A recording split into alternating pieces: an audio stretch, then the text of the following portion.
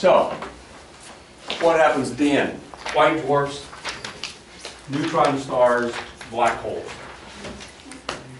These are our three major endpoints for stars, and which one they end up at depends primarily on their mass, although we'll talk about instances where some stars can make this transition from neutron star to black hole.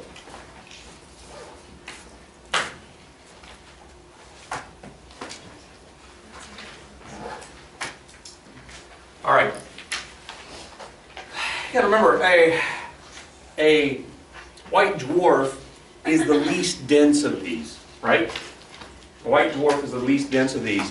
And if you had an ice cube sized piece of a white dwarf, it would weigh 16 tons.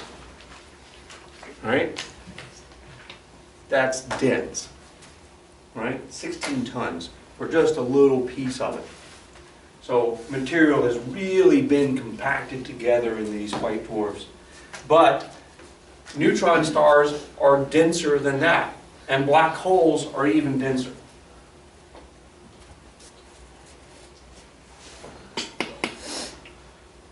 We can look out there, and by look out there I mean look out into the universe, and we can see places where these objects exist. Now, white dwarfs are dim, neutron stars are very dim, and black holes are what?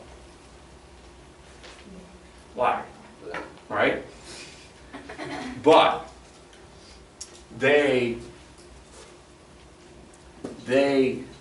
when they are pulling in material from nearby stars and from nearby gas nebulas, right?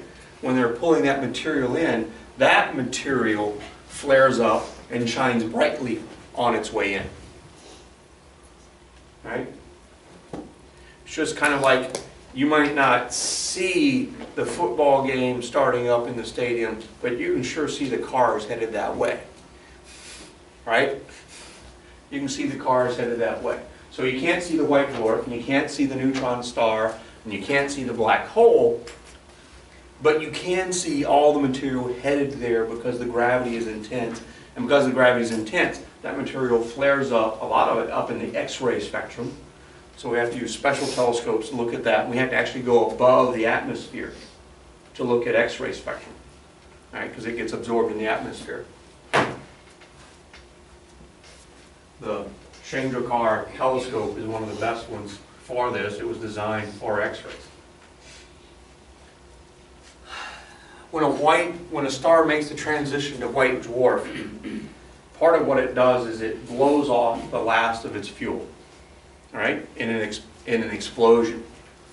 And so here's a good picture of, here's a white dwarf in the infrared probably, and the ring of material that it just ejected. Right? So what happens is you're building up and you're building up, and that last bit of material sort of explodes against the remnants that's going to be left behind and bounces out.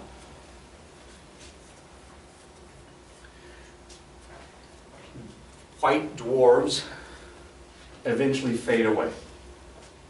They eventually fade away because they do not have enough fuel to create fusion anymore.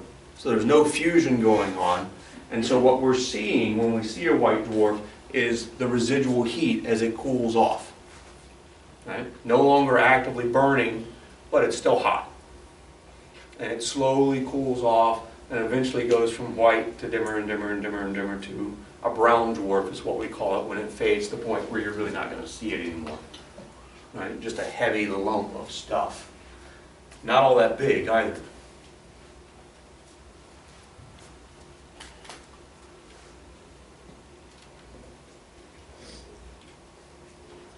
When I say they start off hot and cool off, right?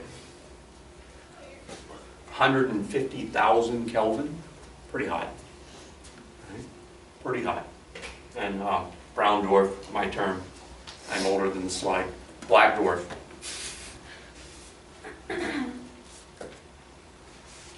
Eventually where it ends up. So, what happens with a white dwarf? Now, our star, the sun, right? Sol, is the right mass to end up being a white dwarf. So it goes through this, expanding out into a red giant, contracting in the yellow, and eventually runs out of fuel, blows off everything, and what's left is the core, right, of material at the center of our star, our sun. What's left is that core material, and it's no longer creating fusion, and it's just cooling off from then on.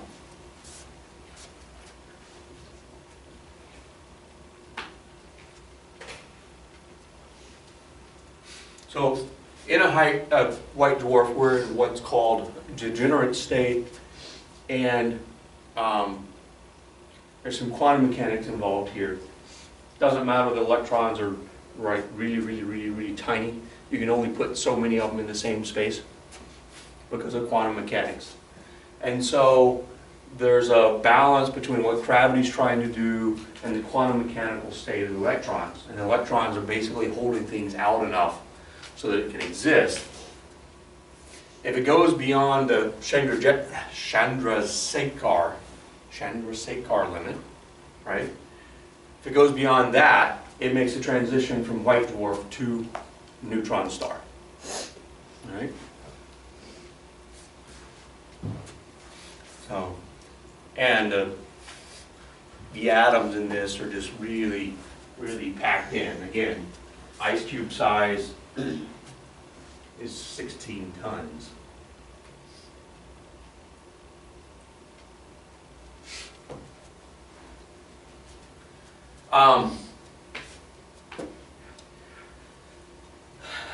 Temperature is not a factor. We're past where temperature is a factor in the white dwarf, and we're really just up against the quantum mechanics of you cannot push more electrons into a tighter volume. And they call it less springy. It's a gas, yes, but it's, if you ran into it, it would really hurt, right? It's a really dense, not very pliant gas.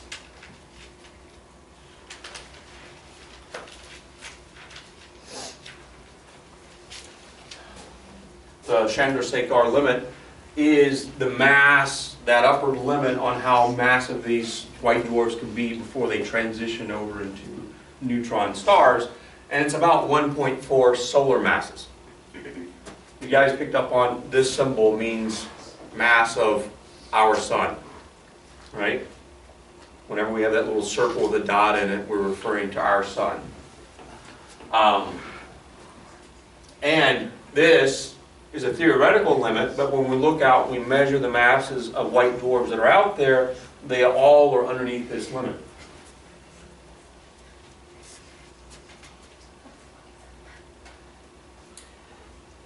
White dwarfs, even though they're hot, they tend to appear reddish when we do see them. The reason is, and there was a great experiment that demonstrated this. This is when light, if we were to take a flashlight and shine it up away from the Earth, and the Earth had a lot more gravity than it has, the light, as it goes up, loses energy. Just like if I throw a ball, right, or my keys, right, they lose energy and then come back down. The difference is light always travels at the speed of light. So it's still going, but it's losing energy. Losing energy in terms of light means it gets redder and redder and redder and redder, right? And so as it goes up, it gets redder and redder and redder, and that red shifts everything that we're seeing with the white dwarf. There was an experiment at Harvard by a crazy guy named Pound. I went to one of his talks. He was absolutely nuts. It was a beautiful little experiment where they took a stairwell at Harvard that was 7 stories tall, and they built a helium bag that covered all 7 floors, and they would shine a laser up from the bottom and put a detector at the top and measure how much energy the photons lost going up the 7 floors. And then they reversed it and put the laser at the top and the detector at the bottom and measured how much energy the photons gained going down. And we're actually able to take this effect of general relativity that had been completely theoretical and measure it in a lab. It was extremely cool. Pound, on the other hand, would have gotten a Nobel Prize if he hadn't been crazy. Right? Yeah. But some guys, some physicists, are just crazy. You just put up with them, and they don't have the political skills to get a Nobel Prize. Just is. So, once we know a white dwarf's radius, luminosity, temperature, and things like that, we can figure out what the redshift should be and track back on that. The other thing that often happens with white dwarfs, or often happens in the universe, I mean, the universe is a big place, right? When we say often happens, it doesn't mean that it's necessarily frequent, but it's a big place. There are a lot of things out there. We finally learned that it's rare for us to see anything that's actually rare. Right? I mean, the odds of seeing something that's actually rare are really low. Usually when we see something, it happens again and again and again and again. So white dwarfs often are found as part of a binary system, and their companion star is sitting there still burning away. Things come off the companion star, and we see this with white dwarfs, neutron stars, and black holes. They suck in material from their companion star. And again, when things get sucked in, it looks bright as the stuff goes in, especially in the X-ray spectrum. The other thing this does, right, the white dwarf is cooling off because it's run out of fuel. Well, it adds fuel to the fire.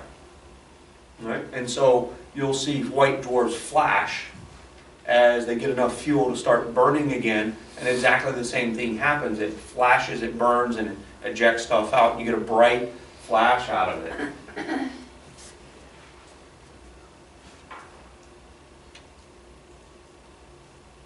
That bright flash is what we call a nova, right? And sometimes these nova are bright enough that you can see them with your naked eye. That you'll be looking up in the sky and there'll be a new star that'll be there for a few days and then it'll go away. The other thing that can happen with a companion is you eventually exceed the Chandrasekhar limit.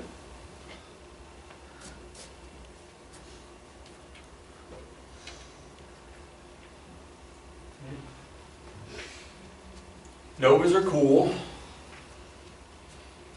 and they're just not supernova, just nova, right? It's a one big, bright, intense flash of light.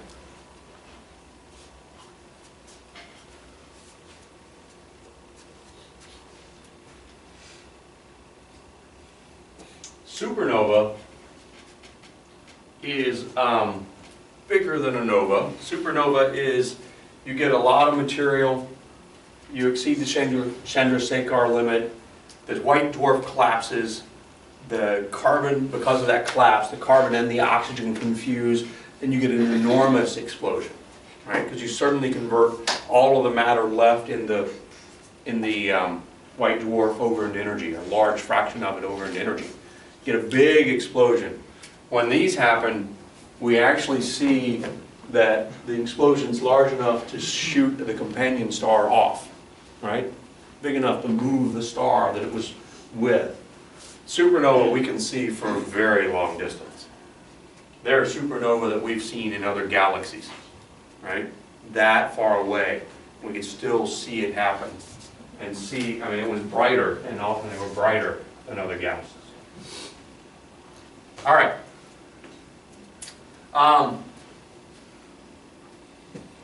After this, one of the things that can happen is you get a neutron star, right?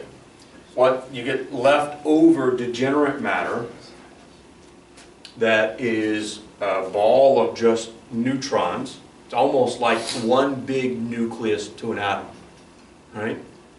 Just one big nucleus to an atom that's kilometers in size. And outside of that, you'll have some iron and stuff, and then a really thin little layer of hydrogen and helium on top of that. So this, you know, these are so dense and the gravity is so intense near their surface, you would be squished immediately. if you were there. So even though these things are 10 kilometers in size or so, they weigh, or they have a mass about the size of our sun, right? You take our whole sun and squeeze it into something that will fit between here and Ruleville, and that's the mass of a neutron star, up to 2 to 3 times. For the longest time they were theoretical, we didn't think you could see them, but it turns out we can see them for much of the same reason that we can see white dwarfs, materials going into them. Now, you take a neutron star, you take something the size of our sun or bigger, and you collapse it down, and you know how if you're in an office chair spinning, right? We've done this before. You bring your arms in and you spin faster, right? So you take the sun, which spins about once a month. It makes a complete rotation about once a month, and you collapse it down to something the size of 10 kilometers. Now, to conserve all that angular momentum, it's now rotating 1,000 times a second or more. Right? So it's really spinning fast. Some of these we've seen, and this is where we first, this is what, the 60s? Yeah, the 60s we first began to detect neutron stars. We detect them because they're spinning, and sometimes their magnetic field is spinning like this, right? Well, their magnetic field's very strong. Because their magnetic field's very strong, material that goes into them tends to hit, like the solar wind tends to get guided towards our poles and form the aurora, right? Material going into a neutron star follows the magnetic field lines and comes in at the north or south pole for its magnetic field and flashes brightly there. Well, it's spinning, right? And every time its magnetic field comes around and points at us, we see this flash. We can see it get brighter and dimmer and brighter and dimmer and brighter and dimmer and brighter and dimmer, right? And so in the 60s, late 60s, we discovered radio sources out there that were doing exactly this. We called them pulsars at first. We had no clue what they were, right? It took a while to figure out, hey, this is actually a neutron star out there spinning away. And so once we were able to put all of that together, then we began to make a little more sense of it. But these pulsars were they were a big mystery for a while. All right. Their period can be short, fairly long. Talked about angular momentum, talked about spinning and spinning up. The magnetic field, so one of the reasons you think, well, how can it be spinning like this, right? The issue is the magnetic field can be, our magnetic field, the Earth's magnetic field and its spin are almost aligned. So we tend to think of the poles, the magnetic poles, being the same as the angular velocity poles, the axis of rotation, right? But that's not necessarily true for these neutron stars. So their axis of rotation can be up like this, and then their magnetic field at a very different angle, which is where we get the pulsars, them spinning around and around and around.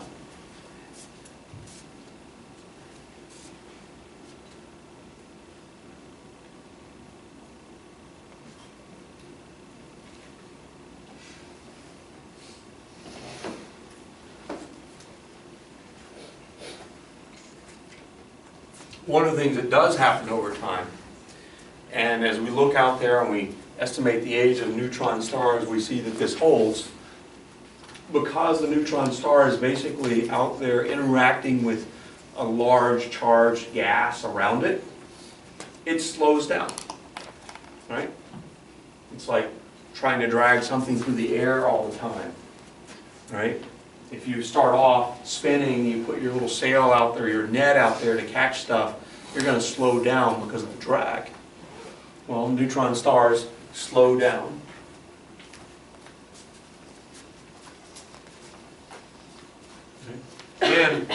There are other things that happen with them. So they'll be slowing down and then suddenly they'll speed back up a little bit and start slowing down again. And we believe this is because they've got a core and they've got a crust, and the crust and the core aren't spinning together. Right? And so they get to a certain point where suddenly the core and the crust interact and the crust speeds up a little bit.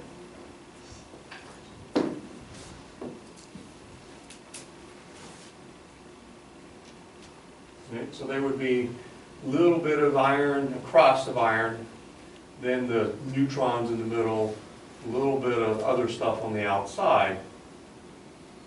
And when they interact, you get these little glitches that show that, hey, it's going along, slowing down, and then boom, right? We see that happen.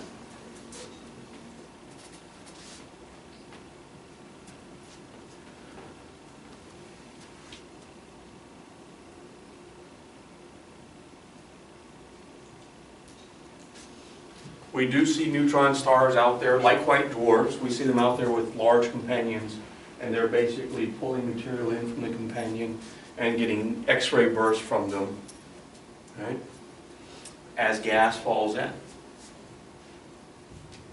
And so this is very much like the novas with white dwarfs.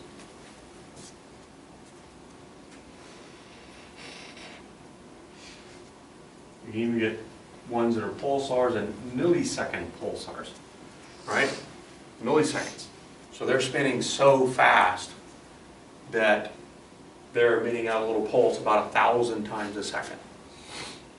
Really fast.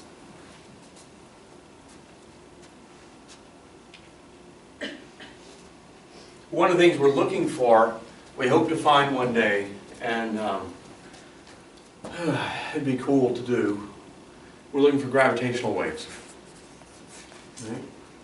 To see if we can find the gravitational wave. Because you imagine you've got two boats circling each other in a lake, right? You're going to see the waves going off from that.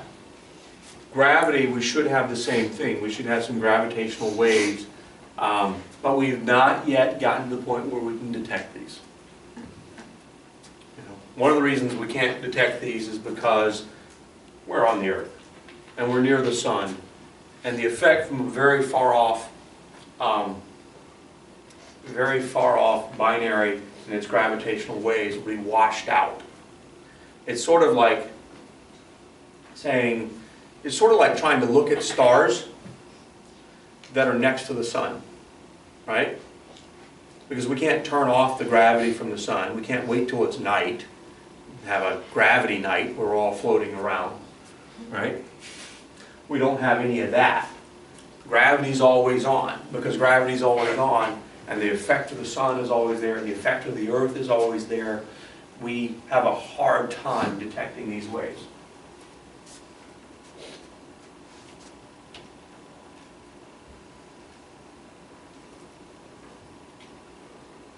All right. Past the neutron star, we hit the black hole. Up around 10 solar masses. So what happens is the gravity becomes so intense, right? So intense that light doesn't actually make it out, right? We talked about how as light goes up, it loses energy. The gravity becomes so intense that the energy of light as it goes up away from the black hole goes to zero. Right? So we don't get to see it at all. We do, however, just like the others, we do, however, get to see material falling into them. One of the big talks, no, not a big talk, an 8th grade book report's not a big talk. 8th grade, I did a talk on quasars. Quasars, back in the 70s, were the brightest thing in the universe. And we did not yet know what they are. We now know what they are. But quasars are enormous black holes at the center of galaxies. We believe we have one. We have a black hole, not enormous, but we have a black hole at the center of our galaxy. and our galaxy is rotating around it. There are distant galaxies where the black hole is enormous. By enormous, I don't mean size, I mean mass, right? And as the material of the galaxy gets sucked into it, all of that material emits a lot of light. We're not talking about sucking in gases anymore. We're talking about sucking in stars, right? We're talking about a black hole so massive that it eats suns at a pretty rapid rate. And so we look out there, we see these things we used to call quasars. They're enormous black holes eating up lots of material around them.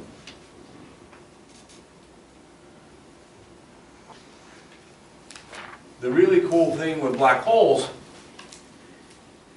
is, and we can see it also with other objects, but black holes are one of the coolest to see it with because they bend light.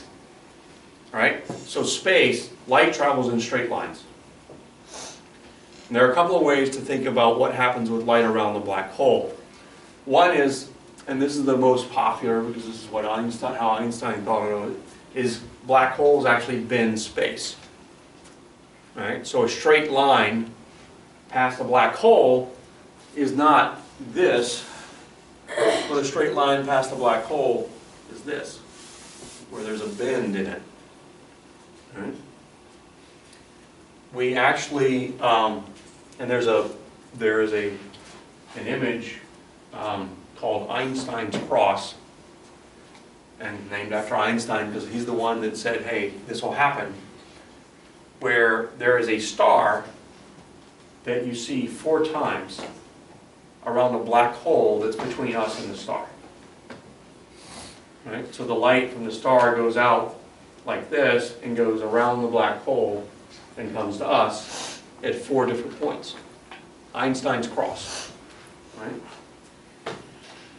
You can actually see the 4 copies of the star. We know it's the same star because we measure all of the properties of each of the images and they're all exactly the same. We can even measure path length differences to say the light that went here to form this image went a little bit further than the light that went here to form that image.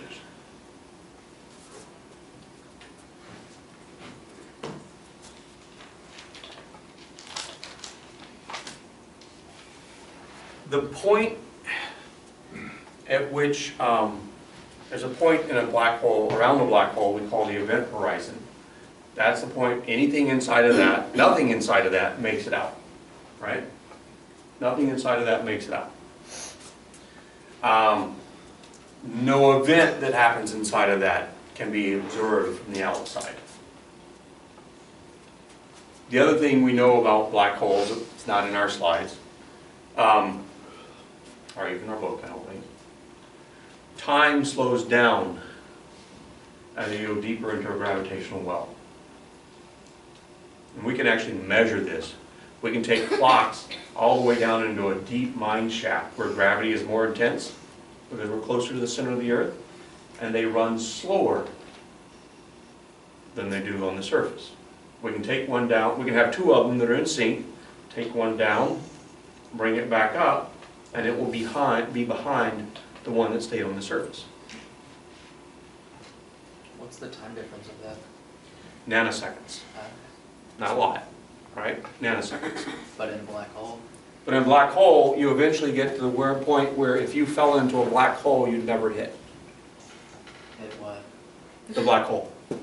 In your own subjective time, you would never hit the black hole. Because time would slow down so much for you. Right? Yeah, I've seen the movie Interstellar. Yeah. Time would slow down for you. A lot, right? Now, outside of the black hole, we'd see you go splat. Right? But in your personal time, everything's slowing down so much relative to the universe around you. Right? And that's hard to think of, right? You know, on the back row, you guys are a little higher away from the Earth. Time is running a little slower for you than the people in the front row. Right? And you're like, I knew class seemed long. Right? just a little slower. If we were to measure it over the whole semester, it might be 1/10000000th of a second. Okay? So not a lot slower, a little slower. But it's a measurable of that.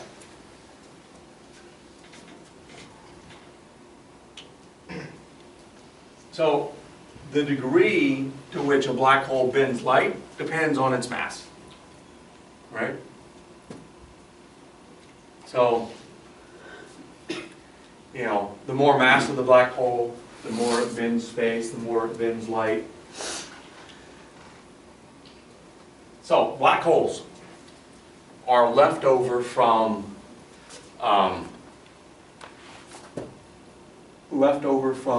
material collapsing. All right? You get a fairly big explosion in jets along the magnetic axis. And then you get the black hole. And if there's one out there that doesn't have any companions, we don't really see much from it at all, although there is still a little bit of stuff that goes on. Now, we can see black holes that have companion stars, and what we actually see is they pull material off of the other star and it forms into a disk as it's swirling in, right? And we see that little disk of material next to a big star.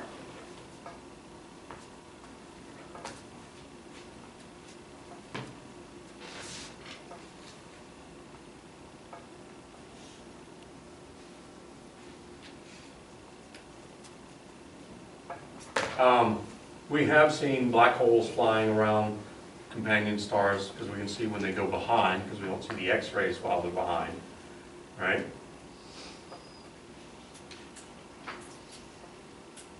Last bit about black holes.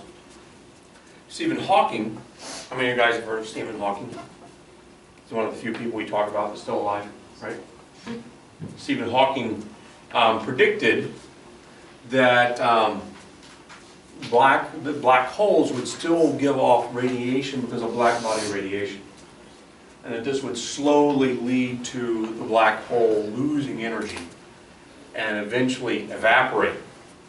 But evaporate on scales that are like 10 to the 67 years. You know, we're talking about a universe that's on the order of, 10 to the 9 years old. Well, they got a ways to go. Don't worry about your black holes. Right? All right. Wow, that didn't take long. Questions? So the homework that was due Tuesday is due tomorrow, correct?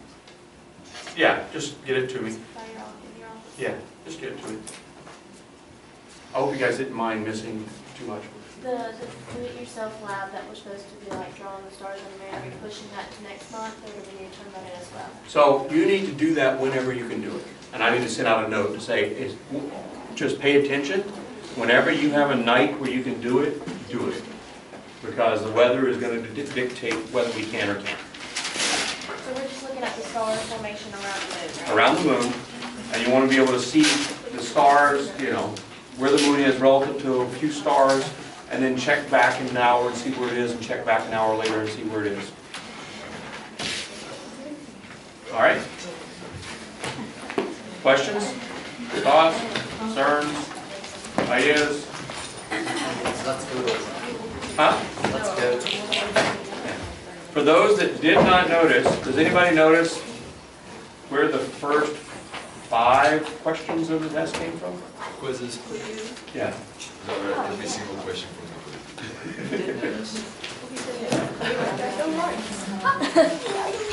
All right.